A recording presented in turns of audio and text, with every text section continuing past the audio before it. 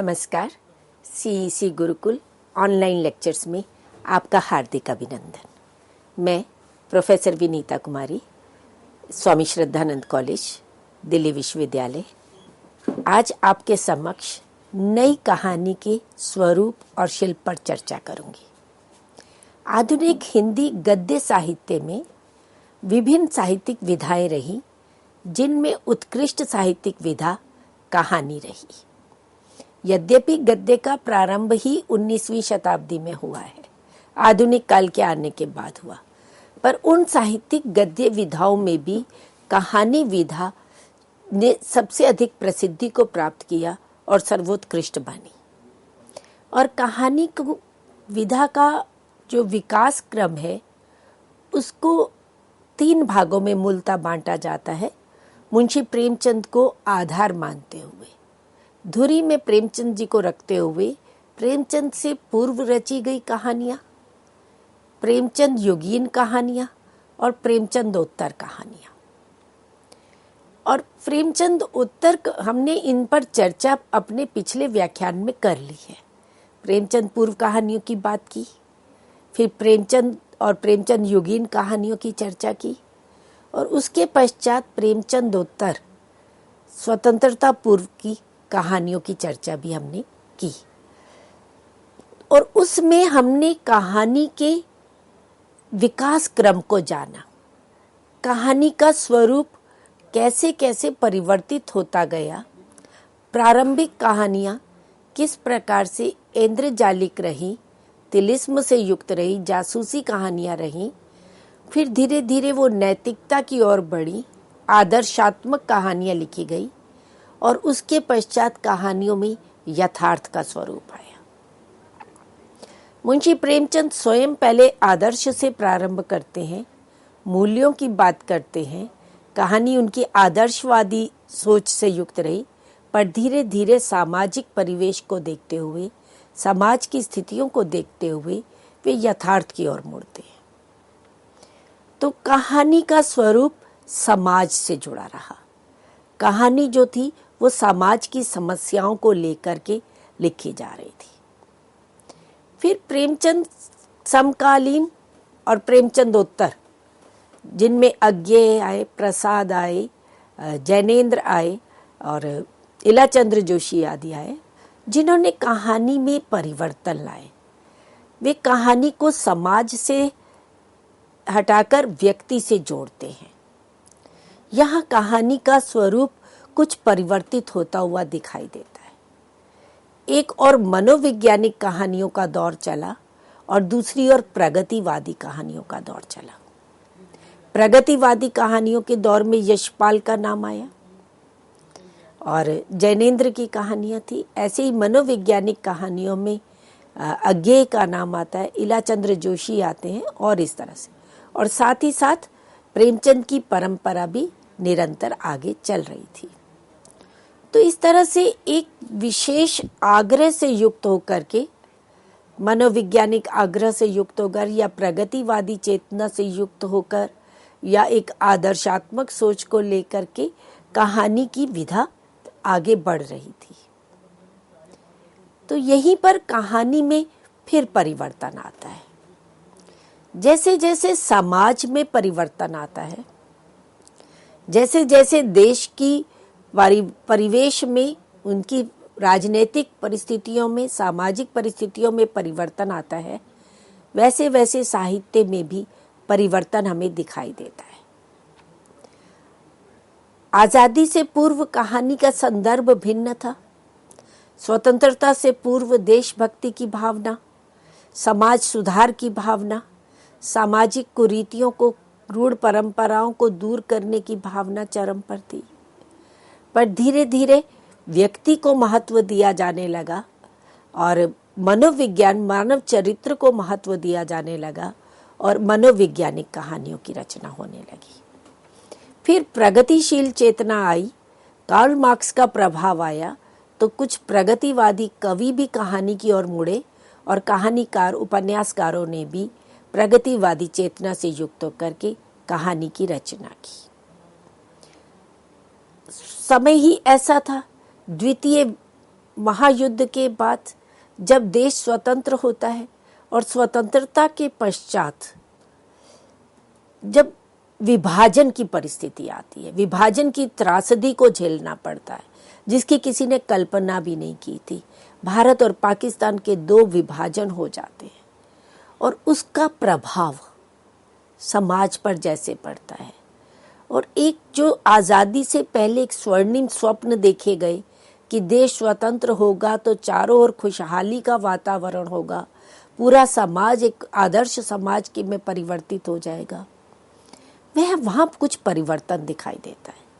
वे स्वप्न टूटता हुआ दिखाई देता है, मोह भंग की स्थिति आती है, एक यथार्थ स्थिति एक बिल्कुल भिन्न रूप में दिखाई देती है। तो इसका प्रभाव साहित्य पर भी पड़ा। तो एक कहानी के क्षेत्र में नई कहानी करके एक आंदोलन प्रारंभ हुआ जिसमें पुरानी कहानी और नई कहानी दोनों के बीच में एक विभाजक रेखा बन गई कि वे कहानी जो प्रेमचंद युग में या प्रेमचंद से पूर्व लिखी जा रही थी, जिसमें समाज महत्वपूर्ण था, जिसमें समाज को ध्यान में रखते हुए, सामाजिक विषयों को ध्यान में रखते हुए समष्टि की बात की जा रही थी, वही नई कहानी जब आती है तो वे समाज की अपेक्षा व्यक्ति को महत्व देती है, मानव चरित्र को महत्व देती है। तो नई कहानी एक नए भाव बोध के साथ, एक आधुनिकता बोध के साथ समक्ष आती है। और इस नई कहानी को प्रतिष्ठापित करने का श्रेय पत्रिकाओं को भी रहा। कहानी पत्रिका सबसे पहले प्रकाशित हुई थी 1930-32 के बीच में, और फिर ये स्वतंत्रता आंदोलन की लहर आई, पूरा राजनीतिक परिप्रेक्ष्य परिवर्तित हुआ, तो ये कहानी जो पत्रिका थी उसका प्रकाशन कुछ समय के लिए अवरुद्ध हो गया। परंतु हंस पत्रिका का संपादन, उस हंस पत्रिका का प्रकाशन निरंतर चलता रहा। जनवरी 1954 से कहानी पत्रिका का पुनः प्रकाशन प्रारंभ होता है और इस पत्रिका में कहानी का जो एक नया स्वरूप उभर कर आ रहा था, एक नए शिल्प को लेकर, एक नए भावबोध को लेकर, एक नई स्थितियों को लेकर के कहानी का जो नया स्वरूप आया, उसके विषय में इस कहानी पत्रिका में एक वक्तव्य दिया गया। वहाँ कहा गया कि आज के हिंदी भाषी के जीवन की विविधता और समस्याओं की जटिलता के हर पहलू को हिंदी कहानी ने अपने में आवेष्टित कर लिया है। शिल्प सौंदर्य और विषय वस्तु दोनों ही में आज की हिंदी कहानी 12 वर्ष पहले की हिंदी कहानी से कहीं आगे है। देखिए, तब तक उसको नई कहानी नाम नहीं दिया गया, तब तक उसे आज की हिंदी कहानी कहा गया। पहले हिंदी कहानी और फिर आज की हिंदी कहानी, तब तक नई कहानी नामकरण नहीं हुआ था। परंतु उसमें एक परिवर्तन दिखाई दिया। उसमें जीवन की जो विविधता थी, समस्याओं की जो जटिलता थी, उसके हर पहलू को नए शिल्प के साथ, नए कथ्य के साथ कहानी प्रस्तुत कर रही थी। तो इसलिए कहानी में एक जबरदस्त परिवर्तन दिखाई देता है। 1954 ईस्वी की आगे की कहानी सन 1960 तक आते आते नई कहानी बन गई। फिर उसे नई कहानी नाम दिया जाने लगा और 1960 में ही नई कहानियाँ इस पत्रिका का प्रकाशन हुआ और इसके संपादक श्री भैरव प्रसाद गुप्त थे। और इस पत्रिका में, ये जो नई कहानियां पत्रिका थी, इस पत्रिका में उस काल विशेष में लिखी जाने वाली कहानियों को सम्मिलित किया जाता था और हाशिए में एक स्तंभ निकलता था और उस स्तंभ में जो नई कहानियां थी उनकी समीक्षा प्रस्तुत की जाती थी। तो एक इस दौर में 1954-55 से लेकर 1960 तक के बीच में 60 के दशक में जो कहानियाँ लिखी गई, उन कहानियों की समीक्षा, उनकी विवेचना, उनके विषय को और उनको प्रतिष्ठापित करने का कार्य कहानी पत्रिका ने और नई कहानी पत्रिका ने किया। और 1954 से लेकर 1962 तक नई कहानी पूरी तरह प्रतिष्ठित हो जाती है साहित्य जगत में। तब साहित्य जगत में पूरी तरह से नई कहानी आंदोलन एक सफलता को प्राप्त करता है और कहानी को एक अलग पहचान मिलती है। अब हम देखते हैं कि नई कहानी का प्रारंभ कैसे हुआ। अलग अलग विद्वान अलग अलग रूप से नई कहानी का प्रारंभ मानते हैं। ये विवाद का विषय रहा। राजेंद्र यादव जो बहुत बड़े कहानीकार रहे, हंस पत्रिका के संपादक रहे, वे मानते हैं कि 1954-55 से नई कहानी का प्रारंभ हुआ। हिंदी साहित्य के, आधुनिक हिंदी साहित्य के इतिहासकार डॉक्टर बच्चन सिंह, जो एक बहुत बड़े आलोचक भी हैं, वे शिव प्रसाद सिंह की कहानी दादी माँ को पहली नई कहानी मानते हैं और 1950 से नई कहानी का प्रारंभ मानते हैं। जब नई कहानियाँ पत्रिका का प्रकाशन हुआ और उसमें जो हाशिए में स्तंभ निरंतर लिखा जा रहा था, तो उस स्तंभ लेखन में डॉक्टर नामवर सिंह ने अनेक कहानियों की समीक्षा प्रस्तुत की और वहीं उन्होंने नई कहानी का जो शिल्पगत परिवर्तन था, विषयगत जो परिवर्तन था, उनके अनुरूप निर्मल वर्मा की कहानी परिंदे को पहली नई कहानी स्वीकार किया। तो इस तरह से नई कहानी, पहली नई कहानी कौन सी है और कब से प्रारंभ मानी जाए, तो ये एक विवाद का विषय रहा है। फिर भी 1950 से 1960-62 तक का जो छठा दशक था, वे नई कहानी का दशक रहा और उसके पश्चात फिर कहानी के क्षेत्र में अनेक आंदोलन हुए जो इस नई कहानी के विरोध में कम और स्वयं को प्रतिष्ठापित करने के लिए अधिक आए।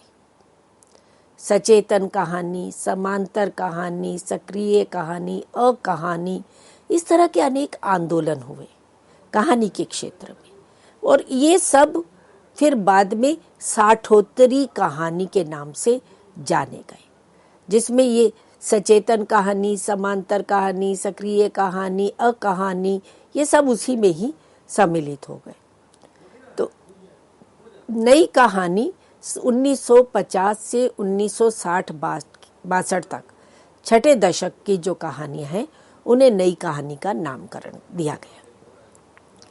और नई कहानी में मनोवैज्ञानिक और प्रगतिशीलता के आग्रहों को छोड़कर मनुष्य को कहानी के केंद्र में स्थापित किया गया। जैसा कि अभी मैंने बात की थी कि इससे पूर्व कहानियां दो विशेष धाराओं में चल रही थी। प्रेमचंद तक कहानियां सामाजिक विषयों को लेकर आधार बनाकर लिखी जा रही थी। प्रेमचंद के समकालीन कहानीकारों ने विशेष रूप से 40 और 50 के दशक में कहानियां दो धाराओं में दिखाई देती हैं, एक मनोवैज्ञानिक और दूसरी प्रगतिशील। एक विशेष आग्रह को लेकर चल रही थी, परंतु नई कहानी इन दोनों आग्रहों का परित्याग करती है, उनको छोड़ती है और कहानी के केंद्र में मनुष्य को स्थापित करती है। पूरी कहानी में मानव जीवन का चरित्र चित्रित किया गया। ये नहीं हम कह सकते कि उन्होंने मनोविज्ञान को नहीं अपनाया या समाज कहीं पीछे छूट गया। मनुष्य केंद्र में है, मनुष्य के संदर्भ में समाज प्रस्तुत हो रहा है। मनुष्य की मनस्थिति को केंद्र में रखते हैं, पर पूर्णतः मनोविज्ञान का आग्रह लेकर नहीं चलते हैं। नई कहानी जीवन की सत्यता को, जीवन के वास्तविक किंतु कटु सत्यों और मनुष्य के मन में जन्मी उथल पुथल और प्रगतिशील स्थितियों से शुरू होती है। जैसा कि मैंने अभी बात की कि स्वतंत्रता के पश्चात समाज में अनेक परिवर्तन आए। जिन स्वर्णिम स्वप्नों को लेकर चले थे उन सब का वहां मोह भंग हुआ। स्वप्न कुछ और थे और जीवन की सच्चाई कुछ अलग थी। और जीवन का सत्य कटु सत्य, और उस कटु सत्य को ज्यों का त्यों कहानियों में प्रस्तुत किया जाए। जो समाज में हो रहा है, मनुष्य के मन में जो उथल पुथल हो रही है, उन स्थितियों को समाज में साहित्य के माध्यम से प्रस्तुत किया जाना ही साहित्य की यथार्थता है, साहित्य का एक दायित्व है। तो इसलिए नई कहानी जीवन के सत्यों को, वास्तविक कटु सत्यों को, मनुष्यों के मन के में जन्मी हुई उथल पुथल को कहानी में प्रस्तुत करती है। अब नई कहानी का लक्ष्य क्या रहा? नई कहानी का लक्ष्य था सभी प्रकार के आग्रहों से मुक्त होकर मानव जीवन का चित्रण करना, किसी एक विशेष धारा के साथ न जुड़ करके एक आग्रह से, मनोवैज्ञानिक आग्रह या प्रगतिशील आग्रह या सामाजिक आग्रह, सब प्रकार के आग्रहों से मुक्त होकर मानव जीवन का चित्रण करना, ये नई कहानी का लक्ष्य था। नई कहानी नए परिवेश, नई समस्याओं और इस परिवेश में जन्मी नई संवेदनाओं की कहानी है। तो समकालीन परिवेश को और उनसे जुड़ी हुई समस्याओं को और उससे जुड़े हुए परिवेश में जो मनुष्य की संवेदनाएं पैदा हुई, उन संवेदनाओं को प्रस्तुत करती है। तो इस तरह से नई कहानी अपने नए शिल्प के साथ, नए कथ्य के साथ प्रस्तुत होती है। अब नई कहानी को किन्हीं शब्दों में परिभाषित करना कठिन है, उसकी कोई एक परिभाषा नहीं दी जा सकती।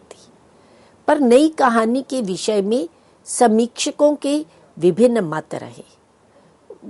जो कहानीकार नई कहानी के साथ जुड़ते हैं, नई कहानी का लेखन करते हैं, तो वे अपने कहानी संग्रहों में कहानी के विषय में अपने विचार प्रस्तुत करते हैं। जैसे राजेंद्र यादव थे, कमलेश्वर थे, मार्कंडेय थे, तो विभिन्न कहानीकारों ने अपने कहानी संग्रहों में कहानी के विषय में विचार प्रस्तुत कर रहे हैं। तो उससे हम नई कहानी की जो स्वरूप है उसको समझने में हमें आसानी होती है।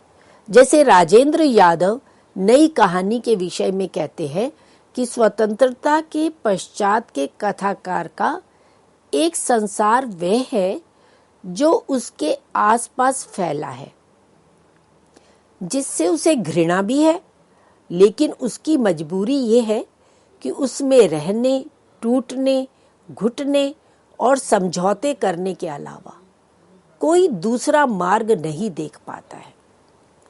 दूसरी दुनिया वे है जिसे उसने अपने भीतर से बाहर निकालकर फेंक दिया है। इसका निर्माण उसने खुद किया है। कथाकार अपने टूटने और घुटने की तस्वीर पूर्ण असामर्थ्य, पराजय और हताशा के साथ व्यक्त करता है और नई कहानी बन जाती है। तो जिस तरह से मित्रों कविता के क्षेत्र में विभिन्न आंदोलन हुए, प्रगतिवाद आया, प्रयोगवाद आया, छायावाद आया और फिर नई कविता आती है, तो उसी नई कविता की तर्ज पर ही गद्य में नई कहानी आई।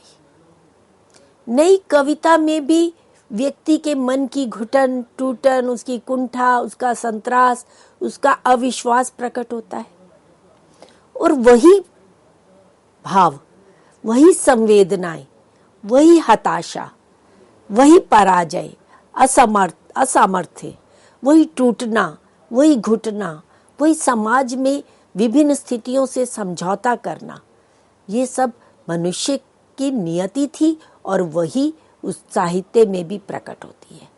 क्योंकि साहित्य क्या है? समाज का दर्पण, समाज का यथार्थ। और नया कहानीकार समाज के यथार्थ को ही साहित्य में प्रस्तुत करने के लिए कृत संकल्प है। तो इस तरह से नई कहानी उस व्यक्ति के हृदय की कुंठाओं को, संत्रास को, घुटन को, उसकी मन की जो पीड़ा है उसको पूरी तरह से अभिव्यक्त करती है। तो उस कहानी को पढ़ते हुए पाठक उससे पूरी तरह से जुड़ जाता है। पाठक को कहीं लगता है कि ये कहीं ना कहीं उसके मन की पीड़ा है, ये उसकी ही कुंठाएं हैं, ये उसकी ही वेदना है जो कहानीकार ने कहानी में प्रस्तुत कर दी है। तो इस तरह से कहानीकार का पाठक के साथ एक संवेदनात्मक संबंध जुड़ जाता है। तो ये तो राजेंद्र यादव ने नई कहानी के विषय में अपने विचार प्रस्तुत किए। इसी तरह से नई कहानी के विषय में कमलेश्वर ने भी अपने विचार प्रस्तुत किए। कमलेश्वर कहते हैं कि पुरानी कहानी में व्यक्ति शारीरिक रूप से आता था और वैचारिक रूप से कथाकार। नई कहानी में यह विचार उसी शरीर में अवस्थित बुद्धि से उपजता है जिसे प्रस्तुत किया जाता है। पुरानी कहानी में विचारों को हाड़ मांस प्रदान किया जाता था और अब हाड़ मांस के इंसान के विचारों को प्रस्तुत किया जाता है। नई कहानी मानवीय मूल्यों के संरक्षण और जीवनी शक्ति के परिप्रेषण की दिशा में यत्नशील दिखाई देती है। तो इस तरह से मित्रों हमने देखा कि कमलेश्वर नई कहानी और पुरानी कहानी में जो अंतर है उसको स्पष्ट करते हैं। पुरानी कहानी में कल्पना है, कहानीकार अपनी कल्पना से अपने विचारों को एक रूप प्रदान करता है। पर नई कहानी कल्पना नहीं है, नई कहानी हाड़ मांस का जो जीव मनुष्य है उसी को ही प्रस्तुत कर रहा है। वो किसी कल्पना का सहारा नहीं ले रहा है। वे मानवीय मूल्यों के संरक्षण के और जीवनी शक्ति के परिप्रेक्षण की दिशा में एक प्रयत्न करता हुआ दिखाई देता है।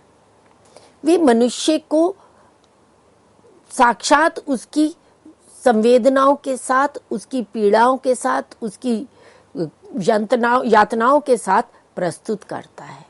वहां कल्पना के लिए कोई स्थान नहीं है। तो इस तरह से नई कहानी पूरी तरह से यथार्थ से जुड़ी हुई है। इसी तरह से नई कहानी के कहानीकार हुए मार्कंडेय। वे नई कहानी को उसे मानते हैं जिसमें नया भावबोध हो, जिसमें जीवन के नए संदर्भों का उद्घाटन हो। क्योंकि कहानी पहले कहानी समाज में सामाजिकता से जुड़ी हुई थी, सामाजिक भावबोध की कहानी थी।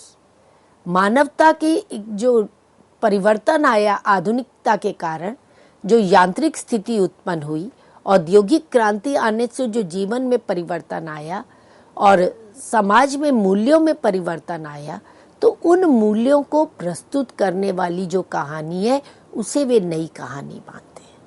कहते हैं जिसमें नया भावबोध हो, जीवन के जो नए नए संदर्भ जुड़ रहे हैं उनका उद्घाटन हो, वही नई कहानी है। इसी तरह से हिंदी साहित्य के एक प्रसिद्ध समीक्षक हुए, विशेष रूप से नई कहानी के समीक्षक डॉक्टर नामवर सिंह, जिन्होंने नई कहानी के विषय में कहा कि अभी तक जो कहानी सिर्फ कथ्य कहती थी या कोई चरित्र पेश करती थी या एक विचार का झटका देती थी, वही नए कहानीकारों के हाथों में जीवन के प्रति एक नया भावबोध जगाती है या दुर्लभ अनुभूति चित्र प्रदान करती है। तो इस तरह से हम देखते हैं कि जो पहले कहानी थी उसमें कथ्य महत्वपूर्ण था।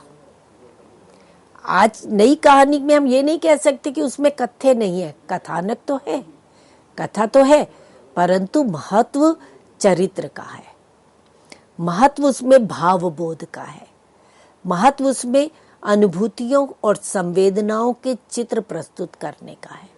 एक कथा कहना मात्र कहानीकार का उद्देश्य नहीं है। तो शिल्प की दृष्टि से भी, अब कहानी सांकेतिक हो गई है, वो कहती नहीं है, वे संकेत देती है। तो इस तरह से कहानी के क्षेत्र में अनेक परिवर्तन आए।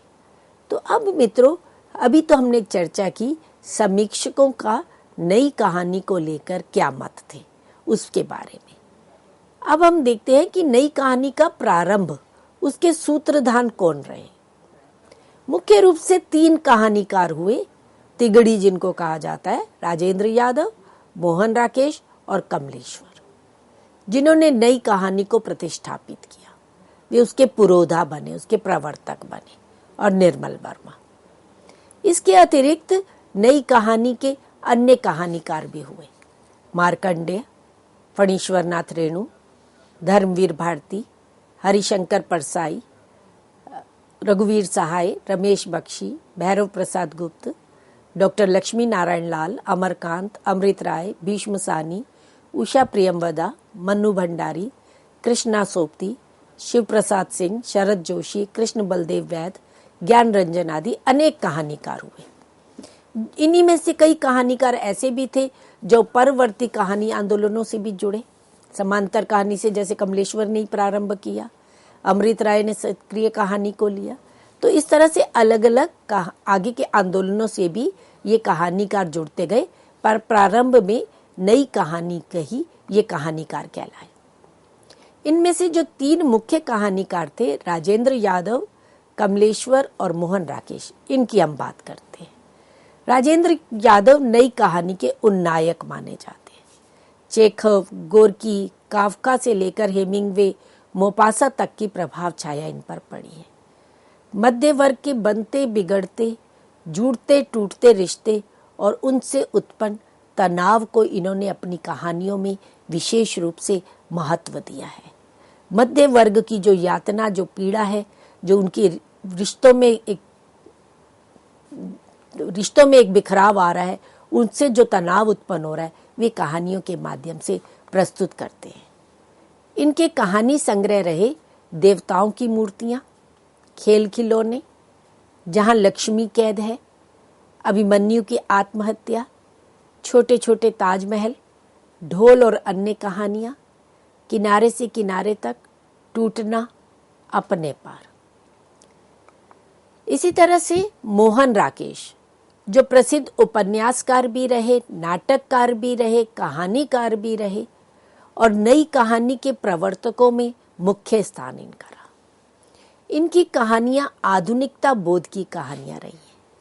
विभाजन, जब देश स्वतंत्र हुआ, भारत पाकिस्तान के रूप में विभाजन हुआ और उसकी जो त्रासदी थी, उसका चित्रण ये अपनी कहानियों के माध्यम से करते हैं। मलबे का मालिक कहानी, महानगरीय जीवन की यांत्रिकता और मनुष्य के जीवन की रिक्तता का चित्रण इन्होंने अपनी कहानियों के माध्यम से किया है। इनके कहानी संग्रह रहे इंसान के खंडहर, नए बादल, जानवर और जानवर, एक और जिंदगी, फौलाद का आकाश। इसी तरह से नई कहानी के पुरोधाओं में से एक कमलेश्वर भी रहे। ये भी उपन्यासकार भी थे, कहानीकार भी थे और समांतर कहानी आंदोलन के प्रवर्तक भी रहे। कमलेश्वर जी ने आम आदमी के संघर्ष का चित्रण अपनी कहानियों में किया है। इनकी कहानियां अति यथार्थवादी रही हैं। इनके कहानी संग्रह रहे राजा निर्बंसिया, कस्बे का आदमी, खोई हुई दिशाएं, मांस का दरिया। और अपनी कहानियों में ये यौन वर्जनाओं को, चारित्रिक विकृतियों को प्रस्तुत करते हैं, आम आदमी की कुंठाओं को, संतरास को प्रस्तुत करते हैं। तो इस तरह से नई कहानी को प्रारंभ करने वाले उनके पुरोधा के रूप में ये 3 कहानीकार हुए, राजेंद्र यादव, मोहन राकेश और कमलेश्वर। और इस नई कहानी को एक नई पहचान देने वाले निर्मल वर्मा रहे, जिनकी परिंदे कहानी बहुत प्रसिद्ध कहानी रही। तो नई कहानी की क्या प्रवृत्तियां रहीं, उसकी भावजन्य, कथ्य विषयक और शिल्पजन्य, इसकी चर्चा हम अपने अगले व्याख्यान में करेंगे। आज की चर्चा हम यहीं समाप्त करते हैं। नई कहानियों की प्रवृत्तियों को लेकर हम पुनः प्रस्तुत होंगे। धन्यवाद।